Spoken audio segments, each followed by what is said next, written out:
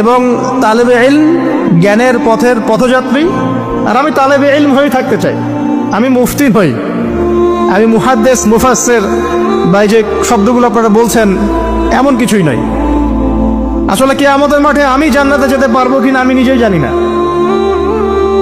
যখন কোনো মানুষ নিজেকে অনেক বড় মনে করা শুরু করবে, বুঝে নেবেন সেই ইবলিসের আনুগত্য করা শুরু করেছে আর কি।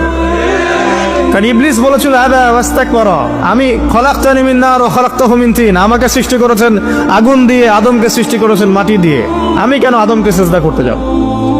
তো এটা ইবলিসের চরিত্র, আবা ওয়াস্তাকবার, সে উদ্ধত হয় এবং অহংকার প্রদর্শন করে। তো আমি মনে করি যে আমি কিছু বলি না, আল্লাহ রাব্বুল আলামিন আমাকে বলার তৌফিক দেন মাত্র, আলহামদুলিল্লাহ। তা আমার মাথায় একটা হাদিস আসছে, সকাল থেকে ঘুরছে।